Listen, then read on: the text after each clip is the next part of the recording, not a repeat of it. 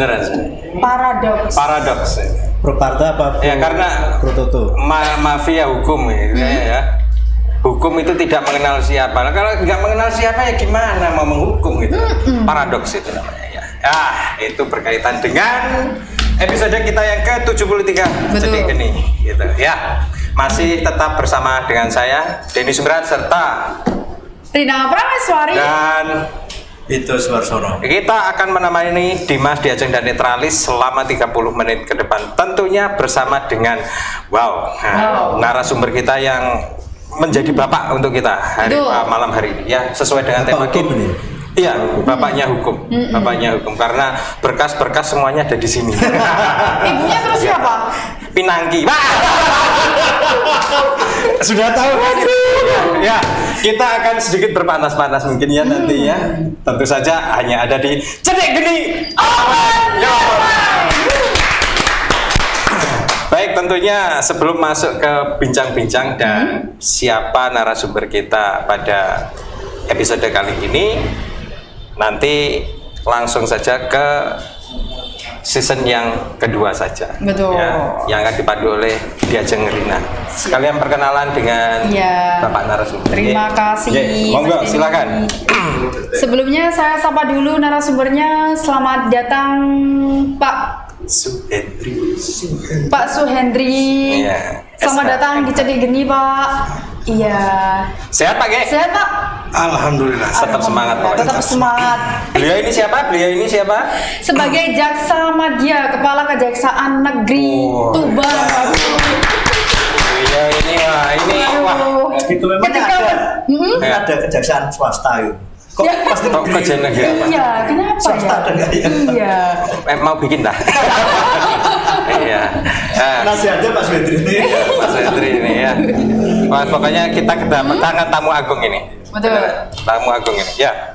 Pak Hendri. Sebelum kita ngobrol lebih lanjut lagi, Pak, ada sesi yang harus dilalui nih, Pak. Ya. Kita relax aja, santai. Jadi kita santai ya Pak ya ngobrolnya. Ini sengaja nggak kita kasih tahu. Iya memang, ini sebuah surprise Bapak. Surprise. Ya. Tapi tidak hadiahnya kipas angin tadi. Oh ya, Mas Pion. Oh iya. Aduh nggak boleh. Iya. Iya. Nah Pak Hendri, sebelum kita ngobrol lebih lanjut lagi, ada sesi yang harus dilalui nih Pak. Namanya sesi pantik api. Iya, sebenarnya itu apa sih sesi pantik api, Mbak Rina? Kok gak ditanya gitu ya? Enggak. Sudah tahu. Sudah tahu. Nah, di sesi ini Pak, ada 10 pertanyaan dengan 2 pilihan kata yang harus dijawab salah satu dan dijawab secara cepat oleh narasumber nih Pak. Bagaimana, sudah siap Pak Hendri? Siap. Siap? Yang pertama, keadilan atau kebenaran? Ting tong. Keadilan. Lanjut lagi. Kesejahteraan atau keadilan? Kesejahteraan. SP3 atau P21? P21. Pasal atau hati nurani? Hati nurani. Damai atau sidang? Damai. Menerima putusan atau pra peradilan? Menerima putusan. Putusan pengadilan negeri atau banding? Putusan pengadilan negeri. Banding atau kasasi? Banding. Tahanan kepolisian atau tahanan kejaksaan? Tahanan kepolisian. Yang terakhir nih Pak Hendri, lebih sasat lagi ya Pak ya. Kejujuran atau keadilan? Kejujuran. Kejujuran. Memang. Kejujuran itu mahal. Adil bisa dicari, jujur itu juga susah dicari juga sih. Oh iya. Sebenarnya kok iya. Jujur itu langka. Iya. Nah, ini Diajeng, kita akan berbicara mengenai lembaga kejaksaan. Betul. Diajeng tahu nggak itu kejaksaan itu tugas fungsinya seperti apa? Nah, ini saya nggak seberapa Nggak tahu. tahu kan? Nah, mari kita tanyakan kepada fungsi. tugas Kantornya di mana? Nah, kantornya juga di kejaksaan mana? itu. Nah, Di jalan. itu menjadi pertanyaan awal buat Pak Suhendri. Iya. Kejaksaan itu di Tuban itu di mana? Terus kemudian tugas dan pokok fungsinya itu apa sih sebenarnya? Apa sih Pak? Terima kasih dengan pertanyaan satu tapi panjang jawabnya. Iya panjang itu, satu SKS. Beranak pinak ini pertanyaannya. Kejaksaan itu berarti Ya. undang-undang yang sekarang ini masih berlaku, Undang-Undang Nomor 16 tahun 2004. Dari satu pasal ke pasal selanjutnya. Tapi mungkin karena kita bicara 30 menit, saya dihajar 30 menit di sini. Dihajar. Enggak, Pak, di sini relax. Kita akan rangkum Santai. saja. Karena memang kalau kita bicara kejaksaan, tidak semua orang tahu. Mungkin untuk kalangan beberapa tingkat ke atas yang berpengetahuan atau berpendidikan mungkin tahu. Tapi mungkin nanti dari kalangan masyarakat selanjutnya ada yang mungkin tidak tahu. Bukan berarti dia tidak tahu, mungkin dia tidak pengen tahu juga mengenai institusi kejaksaan. Sama juga dengan institusi lainnya. Yang lainnya. Beberapa pengalaman pernah juga saya temui di lapangan sendiri selama bertugas sebagai salah satu jaksa. Beberapa masyarakat yang menemukan saya dengan seragam jaksa pun tidak kenal kalau saya dari kejaksaan. Ini fakta. Tahun 2000 itu waktu saya di Rangkas Bitung, contoh ya, orang anggap baju saya itu seperti pakaian PPN. Pertanahan. Kemudian ada juga di waktu saya bertugas di Kuala Tungkal misalnya, menyamakan antara kejaksaan dengan pengadilan. Betul Jadi kalau sekali. pengadilan ya kejaksaan. Itu ada yang seperti itu, masih ada. Mungkin dari itu, mungkin pertanyaan ini mungkin cocok juga kalau kita menjelaskan bahwa memang ada sebuah bentuk di sebuah negara yang namanya lembaga kejaksaan. Kalau di kita ini Kejaksaan Republik Indonesia. Kejaksaan Republik Indonesia berarti kalau kita berbicara Kejaksaan Republik Indonesia ada di satu tempat di pusat dengan nama Kejaksaan Agung RI. Kemudian di daerah itu atribusinya secara vertikal Kejaksaan Tinggi. Ada Kejati. Kemudian ke bawahnya lagi di kabupaten Kejaksaan Negeri. Dan kemudian di kecamatan juga ada namanya cabang Kejaksaan Negeri. Oh, ada. Ada di kecamatan. Untuk beberapa daerah masih berlaku cabang Kejaksaan Negeri. Cabang Kejaksaan Negeri, cap jari. Cap jari. Hanya kalau di Tuban belum, tidak ada. Ada beberapa daerah yang Cap jempol biasa. cap jempol. Cap jempol. Ada beberapa daerah seperti itu. Di Tuban tidak ada. Waktu saya tugas di Kuala Tungkal ada namanya di Pah Panjang, itu cap jari daripada Tancap Kejaksaan Negeri Tanjung Jabung Timur. Kalau di Tuban disesuaikan dengan lokasi dan daerah luas wilayah khususnya. Itu untuk lembaganya. Kalau tadi yang Jaksa Madya itu itu pangkat dalam dunia kejaksaan. Ada pangkat di Jaksa sana. Madya, Jaksa Muda, Jaksa Pratama. Terus sebenarnya ngurus apa tuh Pak? Saya juga bingung ngurus. Itu. Jaksa ini Soalnya sebenarnya tadi berada di mana juga, Lah, maksudnya itu. strukturalnya itu berada di mana? Oh, struktural. Struktural apa ya? Organisasi Maksudnya apa? gini, kalau biasanya kan kalau misalnya ada masalah atau perkara nih, paling-paling kan dilarikan ke Kejaksaan. polisi dulu ketahanan. Oke. Nah, peran jaksa ini sebenarnya di mana sih? Nah, gitu loh, sebenarnya di situ. Betul, itu juga biasanya seperti itu. Aku kan deh. Jadi kantor kejaksaan nggak ada di kecamatan. Memang tidak ada. Kita berpatokan pada wilayah hukum aja yang bersifat sentral. Ketika berwilayah itu di pusat, pengadilannya dia ada di kabupaten, maka dia ada di sana. Beda dengan kepolisian sama tentara mungkin. Dia melingkupi perwilayahan. Karena dia memegang bukan dari segi hukumnya, dia memegang dari keamanan dari sebuah wilayah, ketentraman dari sebuah masyarakat. Makanya dia ada di pelosok. Kalau kami ada di pusat kota. Kalau di sini di kabupaten, di kota. Kalau bapak-bapak, ibu-ibu mau jalan ke alun-alun pagi-pagi, dari situ mungkin ada tempat hotel yang gratis, namanya Lapas. Iya. Hotel Predio. Alah, tak kira. Tak kira, aku sudah berpikir tadi. Iya. Di situ ada Hotel Selamat kalau nggak salah, sebelahnya itu hotel. Oh, itu juga hotel ya. Hotel, Ya, cuma itu yang bayar, kalau sebelahnya gratis. Malah yang selamat yang bayar. Yang bayar. Karena memang selamat semua. Iya. Kalau di sini memang tidak selamat. Makanya dia gratis. Karena tidak selamat, tidak dijamin selamatnya, itu gratis. Kalau dari situ tinggal hadapkan mata ke depan, ke tugu, dan sebelah kiri itu kantor kami. Ada di hook, ada hook di sudut jalan. Itu kantor Kejaksaan Negeri Kabupaten Tuban.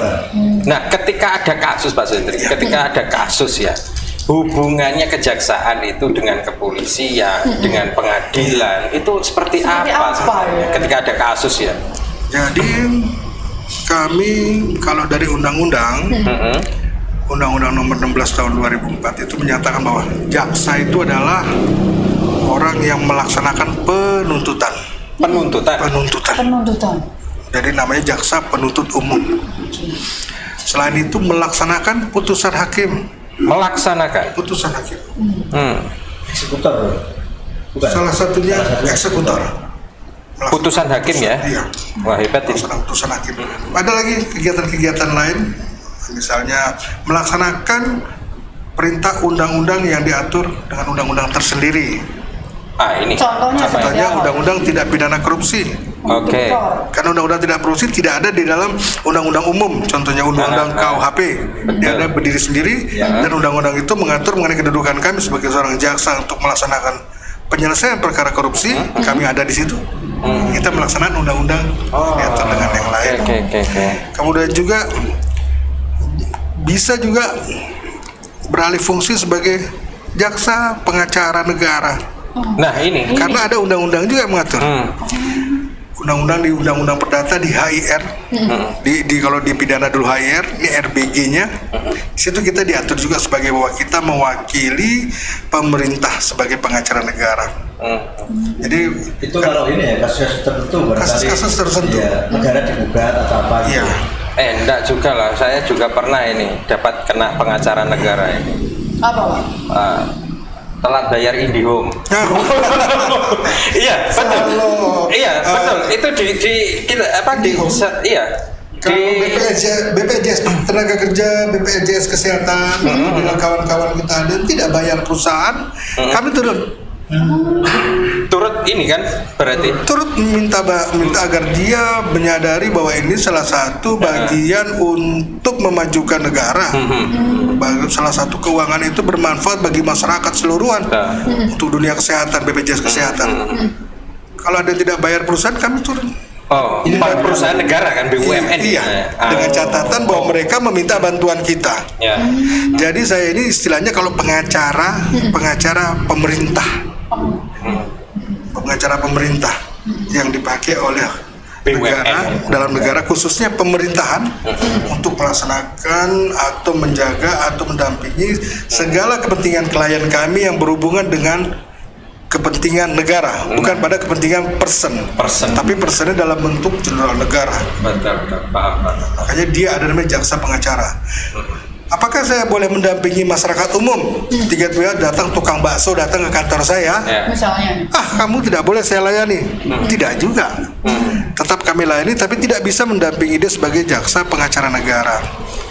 Ada namanya ranah tersendiri di mana kita memberikan pelayanan hukum pada mereka.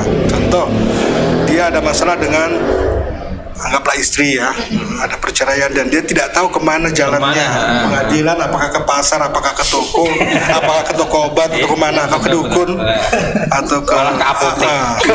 Itu salah. Akhirnya datang ke kami dan kami memberikan jalan yang benar. Ihdinas siratal mustaqim. Bapak membuat surat seperti ini, kemudian ke pengadilan agama kalau merasa. Tapi lebih baik coba mungkin ada mediasi di antara bapak sama istri dulu untuk tidak boleh. Itu juga bisa dilakukan. Kita bisa memberikan pandangan-pandangan dulu. Tapi kalau dia saya tetap akan meneruskan perjuangan saya untuk cerai, terpaksa kita ajak kasih gambaran-gambaran ini jalannya seperti ini. Bisa juga. Iya, setelah selesai silakan bapak balik, tunaikan tugasnya. Oke. Bisa sebagai mediator. Tapi tidak bisa mendampingi, hanya memberikan jalan yang baik. Namanya pelayanan. Pelayanan masyarakat. Oh, masuk ya. Apakah termasuk ketika kemarin dulu ada kalau ngambil SIM di kejaksaan? Nah, itu ngambil SIM di kejaksaan. Nah, itu salah benar itu kalau ngambil SIM di kejaksaan, kecuali ditilang. Iya betul. Ya. Kecuali bahasa hukum ada naik motor, ketika orang itu naik motor, kemudian dia lupa mana klakson, mana rem, mana gas, atau mungkin dia lupa bahwa motornya ada rem. Kan ada sering kayak gitu ya. Lupa dia kalau di motornya ada satu peralatan yang dinamakan rem. Dan juga mungkin dia lupa antara warna merah jalan apakah berhenti. Itu warna kesukaan soalnya. Dia nggak suka merah. Dia lihat merah-merah, dia merasa bahwa dendamnya muncul. Macam saya. Dan datang polisi, terus kan Anda dapat hadiah tilang kan. Anda dapat door prize, silakan sidang. Nah, setelah dia didapat hukuman di perkara membayar denda, kami menyediakan tempat untuk mereka datang ke tempat kami untuk mengambil di MPP. Mall pelayanan. Kalau sekarang ya di MPP. Kenapa kita taruh di situ? Untuk mengurangi calo. Kan sering. Kalau dulu mungkin saya kurang tahu selama saya, tapi saya yakini bahwa dulu banyak orang yang nggak berani ke pengadilan, kemudian menggunakan joki. Oh ya. Kalau mengurangi itu kan berarti masih ada. Mengurangi. Tapi kalau mengurangi di Tuban ini saya rasa sudah selesai semua. Wah. Tidak lagi joki. Saya berani pastiin 100%. Iya. Joki tidak ada lagi. Yang di pengadilan minta duit kemudian dia menyelesaikan perkara, kemudian kami bayar, Anda tinggal terima. Tidak ada lagi. Tinggal datang ke MPP. Yang masih banyak di Tuban itu Joko. Iya. Sekarang tinggal ke MPP. Pembayaran pun tidak perlu lewat kami. Silakan lewat Indomaret. Silakan lewat kantor pos. Silakan lewat di bank, draftnya kasih kami kembalikan.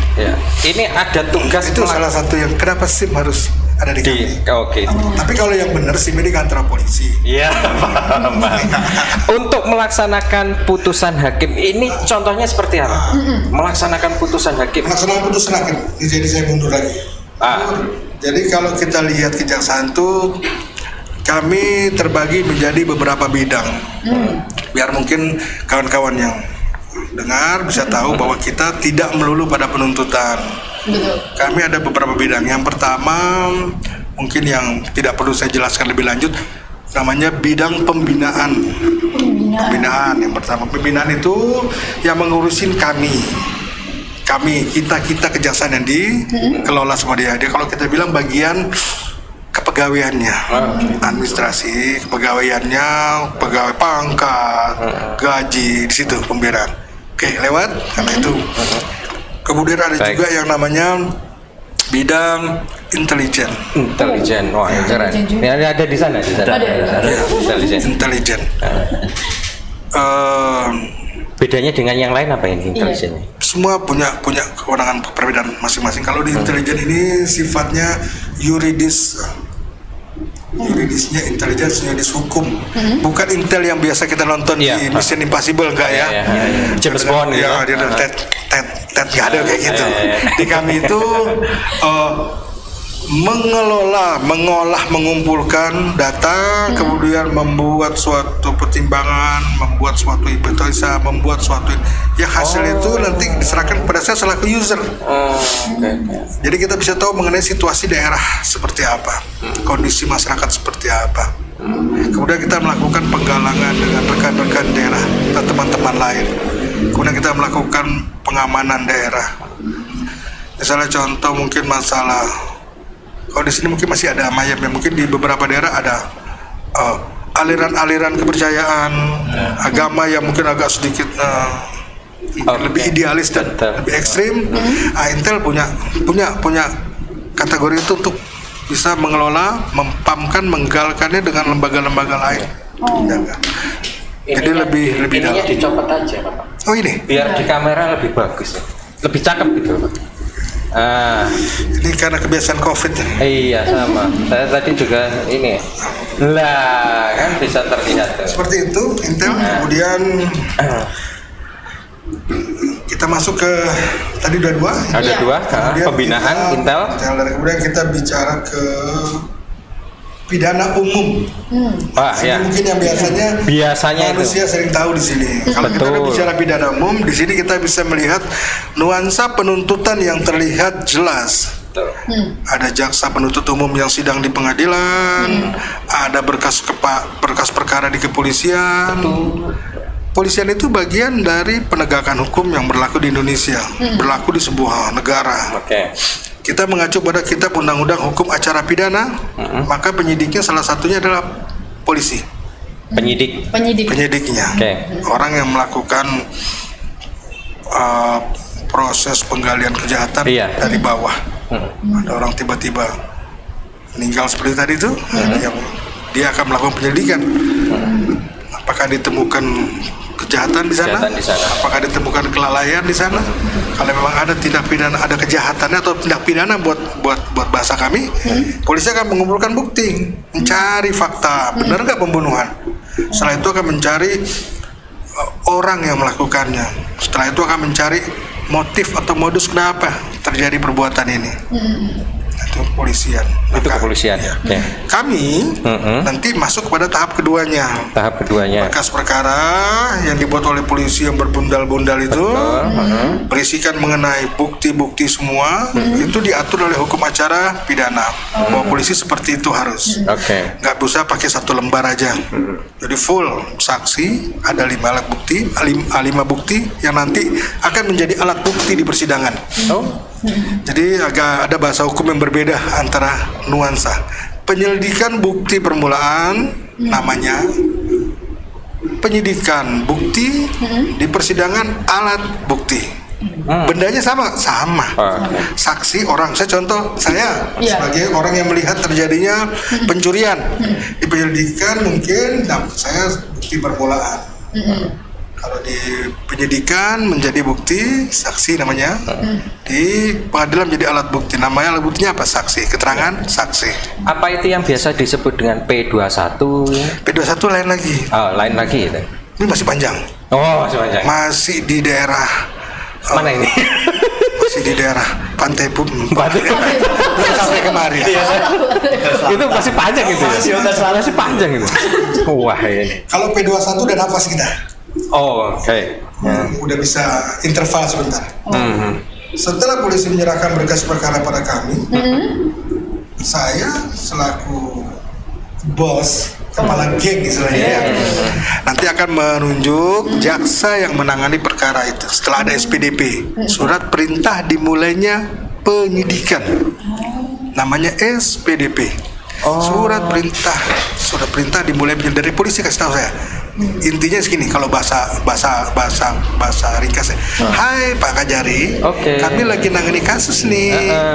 Tolong dong jaksanya ditunjuk buat pengawasan perkembangan berkas perkara kami. Oke deh. Saya tunjuk 2 orang, surat perintah. Saya buat nama jaksa A, B untuk melaksanakan penelitian terhadap berkas perkara. Artinya jaksa ini saya kasih tugas berusaha agar berkas perkara itu layak untuk disidangkan. Kalau tidak layak disidangkan, kenapa? Kalau tidak layak, alasannya seperti apa? Balikan ke polisi, untuk polisi perkuat. Oke. Dan yang seperti ini biasanya yang membuat kejaksaan dan kepolisian sering ini ya. Tidak sering, tapi pasti terjadi. Pasti terjadi karena Beda pemahaman, karena bukan beda cara mengumpulkan di lapangan. Biasa terjadi pada kasus yang memang buktinya susah didapat, atau buktinya tempat lokasinya sudah berantakan. Waduh, ya. Tapi itu tidak pernah terjadi setiap hari. Dari 100 mungkin bisa 1 atau 2 yang terjadi. Biasanya kasus-kasus yang memang sudah berantakan di lokasi, atau saksinya belum ketemu, atau saksinya masih tipis. Kami akan minta lagi polisi untuk mencari yang lain yang seperti ini dengan petunjuk. Makna itu bukan menyusahkan polisi, tidak. Itu namanya bentuk kerjasama. Pernah buat skripsi nggak? Iya. Apakah langsung selesai? Enggak lah. Tidak. Ya. Skripsi itu dibuat sesempurna mungkin. Ketika nanti di sidang kita tidak diketawai dari awal. Betul. Nah, kami juga seperti itu. Ketika penyidik membawa berkas perkara itu dalam bentuk ramuannya itu bahwa itu adalah sebuah rendang, maka saya harus buktikan ke hakim bahwa itu rendang. Jangan saya buktikan jadi soto ayam. Berarti kok ada togenya Pak jaksa katanya. Ini kan rendang yang kamu bawa. Iya Pak, ada artinya kejaksaan dan kepolisian hasil kerjasamanya itu bisa terlihat ketika waktu sidang, harus penuntutan itu ya. Berkas perkara yang tidak sempurna kami tidak akan berani bawa ke persidangan. Oke. Itu terkait dengan pidana umum ya? Pidana umum. Tapi pernah nggak Pak suatu kasus dari penyidik misal, tim penyidik ternyata tim penyidik nggak bisa nih untuk membuktikan adanya 5 bukti? Pernah terjadi? Iya, mengumpulkan seperti itu. Saya meyakini terjadi. Kasusnya gimana Pak? Kalau di Tuban di saya belum ada. Oh, belum pernah ada berarti. Tapi saya bisa meyakini bukan berarti penyidiknya tidak bisa. Penyidiknya sudah hari-hari hidupnya itu. Baru bangun tidur sudah dapat perkara pembunuhan, udah pasti. Sama kayak jaksa baru berkas perkara datang. Nggak perlu diminta lagi, sudah ada. Bukan berarti dia tidak bisa, tapi memang bukti yang dia akan nanti dimunculkan ke persidangan benar-benar tidak ada. Contoh DPO, ketika orang itu lari siapa yang kita memperkuat? Kemudian pembunuhan dengan berencana, ada orang pembunuhan berencana rame-rame. Aduh, saya mau bunuh orang, tunggu ya beritanya. Dulu nggak ada. Dia akan melaksanakan sesuatu itu benar-benar dalam ranah yang benar-benar tidak tahu. Contoh waktu terjadi di sebuah daerah di Kuala Tungkal, seorang istri kerjasama dengan seorang pacarnya kemudian bunuh suaminya, kemudian kemudian dibenamkan di tanah. Itu jaksanya mungkin saya. Kemudian Allah membantunya mungkin ketika mayatnya tangannya tiba-tiba keluar. Halo, dadah gitu. Orang pembersih sawit melihat tangannya, akhirnya jadi perkara. Kalau kemarin tangannya nggak keluar, mungkin tidak jadi perkara. Terus seperti itu susahnya minta ampun. Sampai akhir. Karena kita mungkin sudah mencurigai bahwa si istri pasti yang bunuh nih.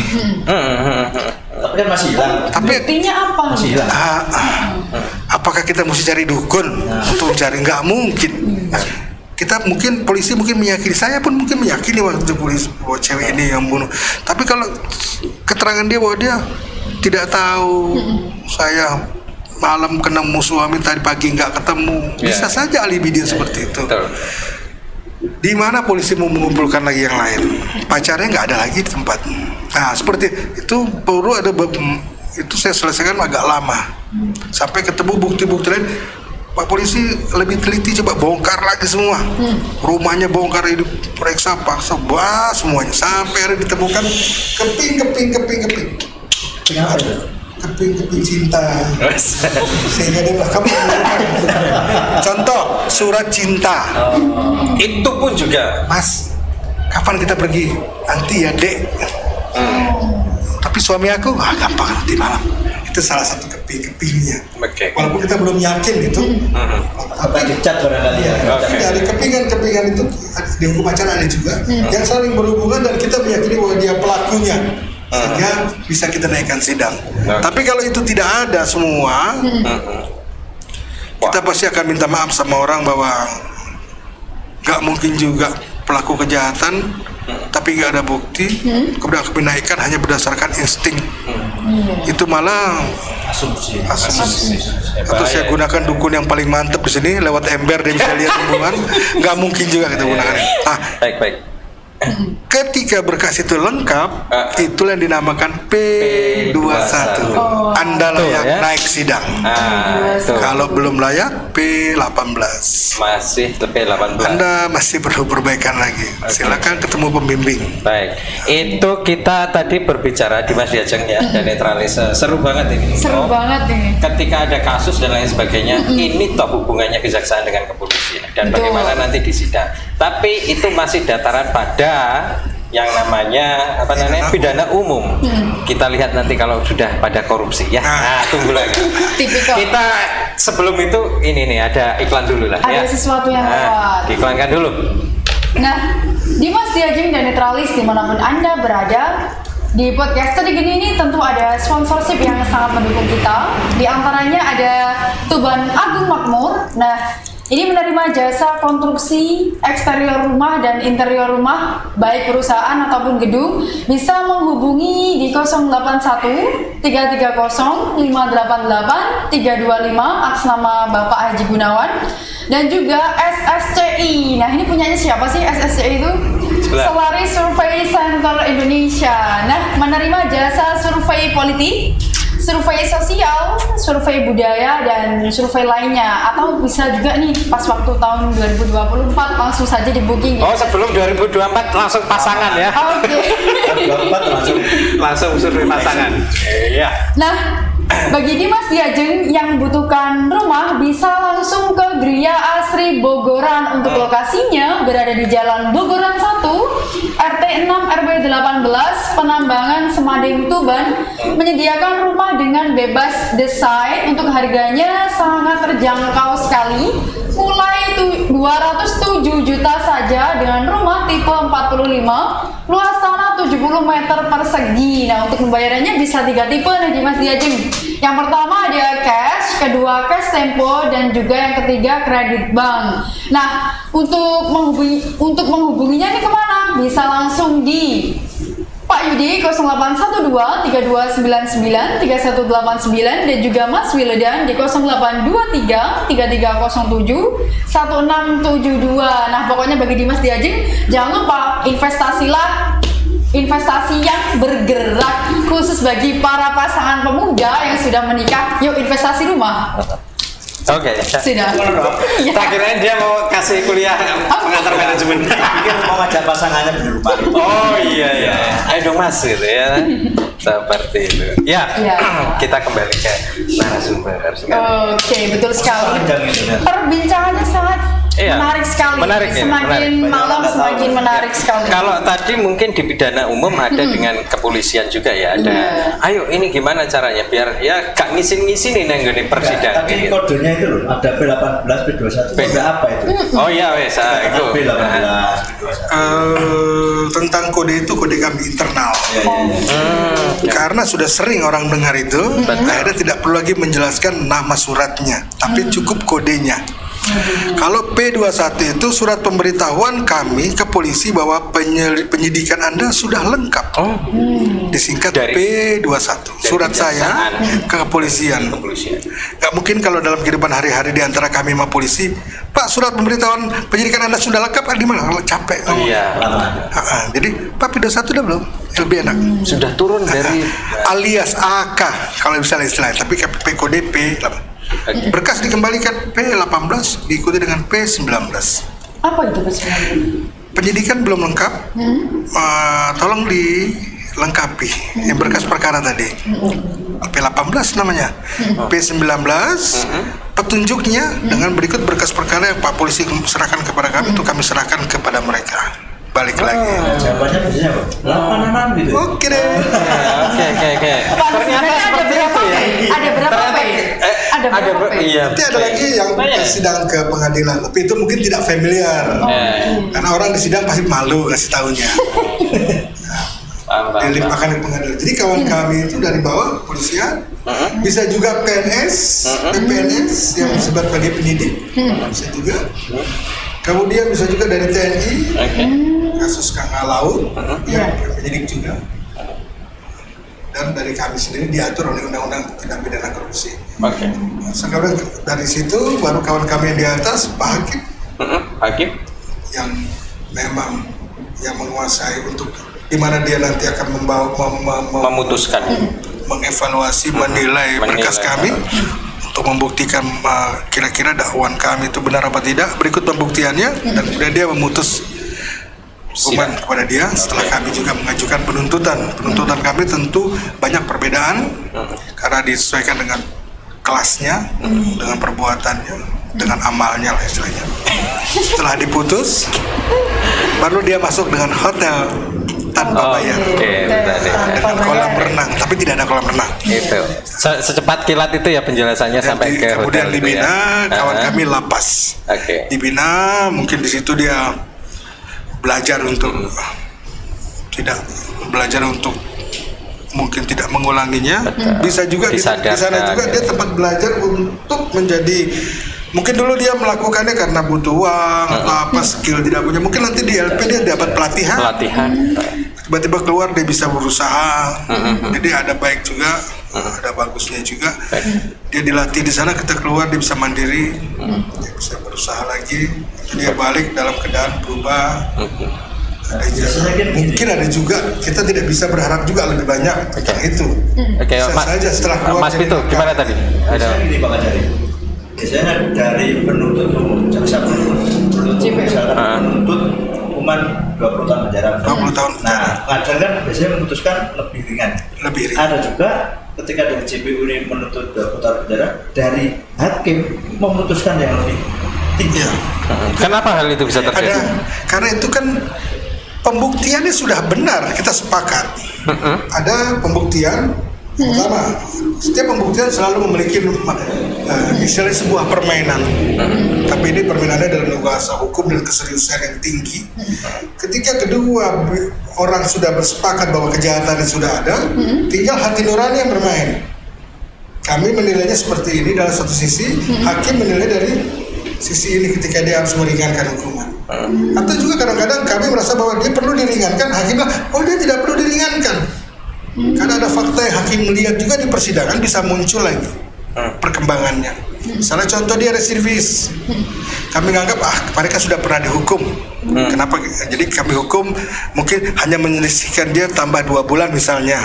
Hakim ini udah terlalu nakal, saya naikkan. Bisa.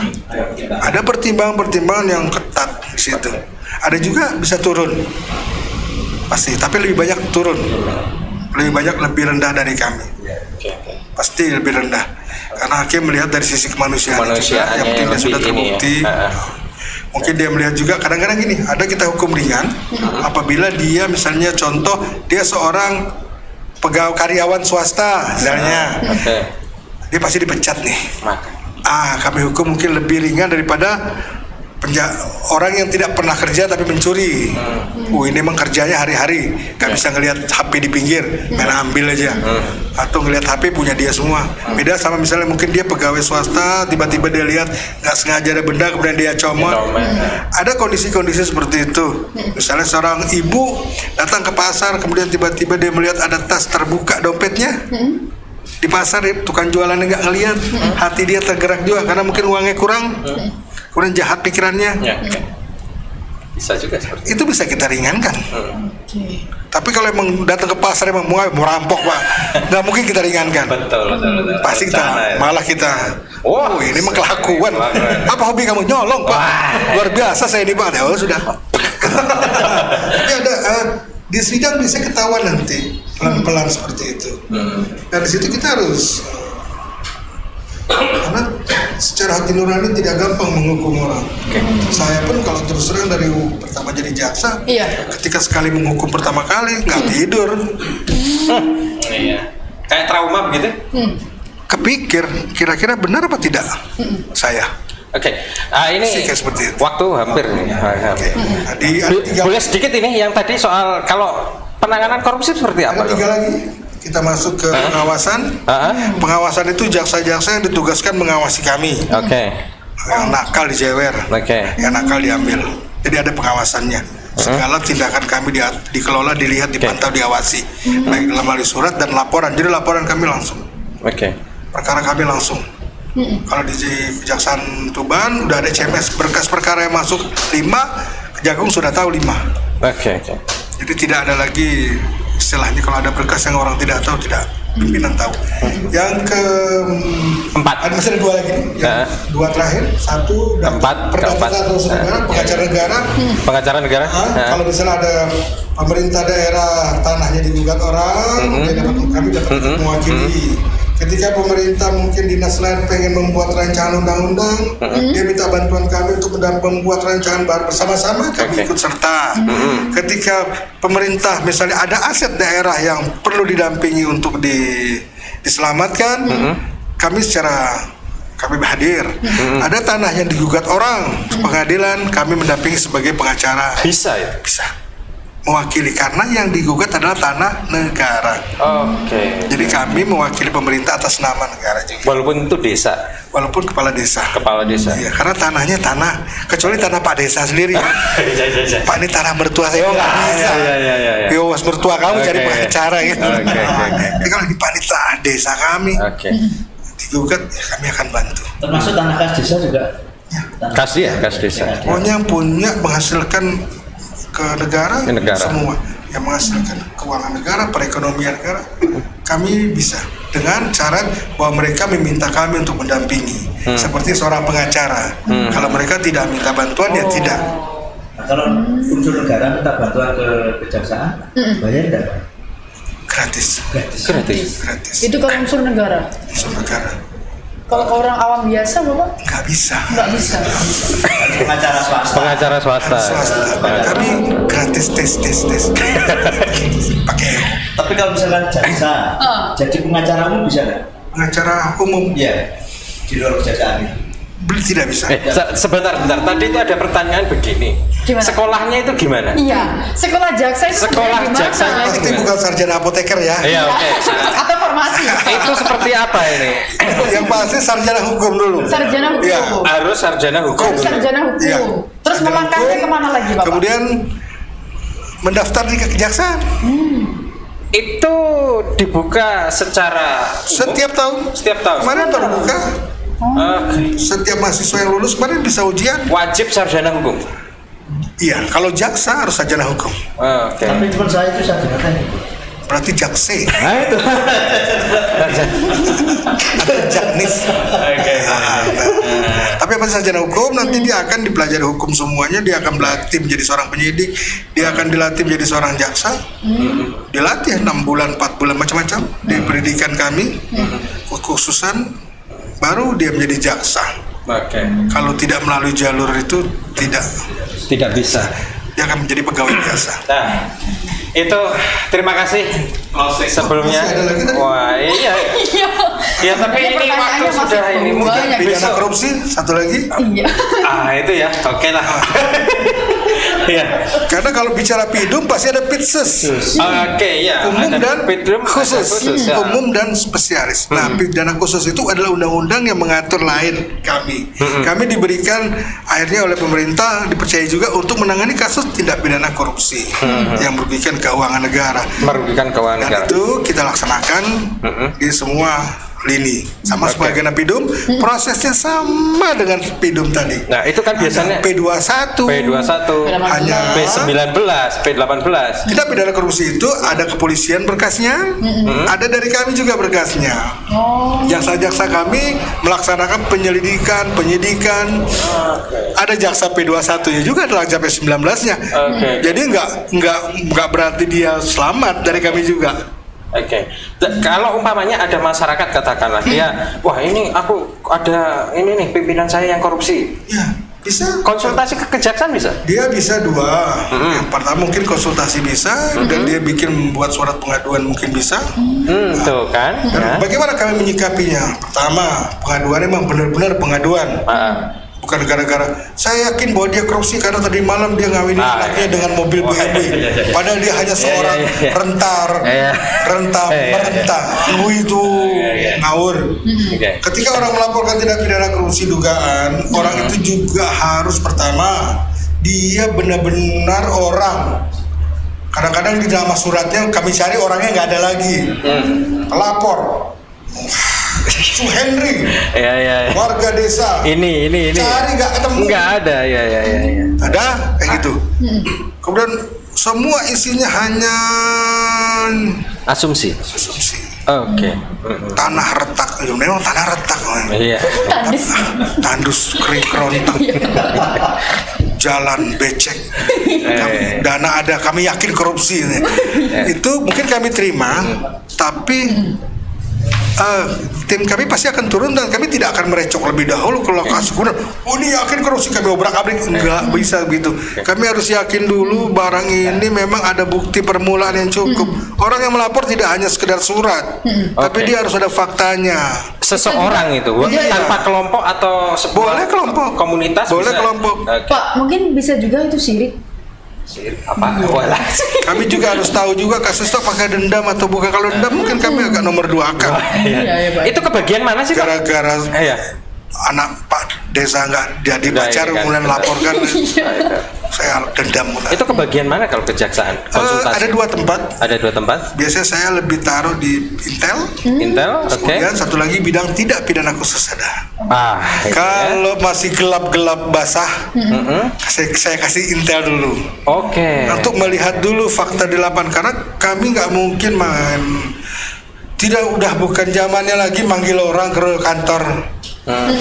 Nanti yang ada malah bikin kacau. Ada yang sakit jantung gara-gara kami. Enggak begitu. Jadi sekarang udah bukan seperti itu. Kami membantu daerah. Kita berjalan dulu di bawah, mengumpulkan informasi. Tidak lagu kelihatan jaksanya, enggak ada. Humanis lebih. Iya, kami harus. Kedua, kami juga lebih mementingkan perekonomian dari sebuah negara, dari sebuah daerah. Oke. Kalau kami menganggap bahwa itu administrasi negara, kami lebih meyakini dulu, misalnya kita serahkan dulu persoalan ini bahwa ini lebih pada administrasi negara. Silakan Pak Apip selesaikan dengan hukum administrasi negara. Contoh misalnya bahwa ini ditemukan ada penyimpangan laporan pertanggungjawaban, kami anggap bahwa ini masuk dalam ranah administrasi negara, bahwa kadesnya mungkin kami anggap tidak tahu. Tidak semua kades pintar main komputer loh. Iya, betul. Ada yang jadi kades megang mouse-nya bingung. Betul. Mana mius, mana golok nggak ngerti. Yang kayak gini kita nggak mungkin tiba-tiba saya masukkan penjara ya. Nggak, penjara itu membuat orang menjadi susah kan. Kita ini sekarang bukan hanya sekedar meluruskan, tapi juga memberikan pelajaran, edukasi buat dia juga pintar, buat dia jaga. Abu-abu kalau masih bisa kita selamatkan ke putih, kita selamatkan. Tapi kalau udah hitam, hangus, ungu, turbulens, hancur, karak, amputasi. Tapi kalau abu-abu masih bisa kita kasih tahu, kemudian dia meyakini salah, bersihkan udah. Bersihkan. Karena yang penting itu lebih bagus menyelamatkan uang negara daripada uang negara nggak habis, orang di penjara nggak ada untungnya juga buat negara. Kami mencoba seperti itu. Nah, ketika data bukti sudah ada 2, nanti baru kami turun ke lapangan. Makanya laporan itu kadang bisa tidak laksanakan ketika orang itu memberikan laporan itu hanya berdasarkan data. Ketika kami bikin ke lapangan, kami cari perbandingannya, salah. Oke. Baik. Iya, ini mohon maaf ini. Ini perbincangannya semakin seru. Iya, sebenarnya seru banget ini. Yang pidana korupsi belum sampai diupek-upek bener. Belum. Besok kita pokoknya tetap sehat lah, besok aja kita ngobrol lagi di Pak Dini. Sebenarnya ada juga titipan dari Dimas Diajeng di sana. Pertanyaannya, tapi belum sempat tersampaikan. Iya, gimana ini? Udah 30 menit ya kita, udah 30 menit beneran ini. Kita potong-potongnya susah nih nanti. Iya, potong-potong. Iya, baik. Potong. Ya. Closing. Baik, ya sebelum kita berpisah di sudah 1 jam ini, ya kita minta kepada Bapak Suhendri sebagai Kepala Kejaksaan Negeri Tuban untuk memberikan closing statement, nasihat atau apa kepada Dimas Diajeng dan Netralis, pesan-kesan gitu. Ini agak susah ini. Tapi kan The Godfather itu pasti. Godfather. Kalau The Godfather itu mengancam yang bisa. Iya. Anakku katanya. Para pemirsa mungkin ya, para pemirsa, untuk penutupan insya Allah saya senang di Tuban sebagai Kajari, dan saya menyukai Kabupaten Tuban di mana masyarakatnya secara hukum patuh, dari segi kejahatannya yang lain. Kalau kita lihat secara simpulan dari kejaksaan saya tugas di sini, sangat patuh hukum, dan juga saya bangga juga dengan masyarakat Tuban. Masyarakatnya wanita dan cewek cowoknya itu pekerja keras semuanya. Jadi kalau bisa untuk selanjutnya juga kenali hukum, berarti Anda bisa menjauhi hukuman. Seperti itu. Terima kasih. closing statementnya sedikit tapi menyentuh dan bermakna sekali. Agar kita sadar. Nah, kenali hukum agar kita jauh dari hukuman. Ya, gitu ya. Nah itu. Baik, Dimas Diajeng dan Netralis, saya Denny Sumirat di sini serta rekan saya Rina Prameswari dan juga Peter Suwarsono serta narasumber kita Bapak Suhendri mengucapkan kita kan mau tahun baru. Iya. Kepada Dimas dan Diajeng semuanya kita ucapkan selamat tahun baru 2022 dan tetap semangat, tetap bekerja kreatif, inovatif untuk tetap berprestasi ya. Itu pesan kita dari Cedek Geni. Baik, sebelum kita selesai kita pakai salam dulu lah ya. Pakai salam Cedek Geni. Sampai jumpa lagi.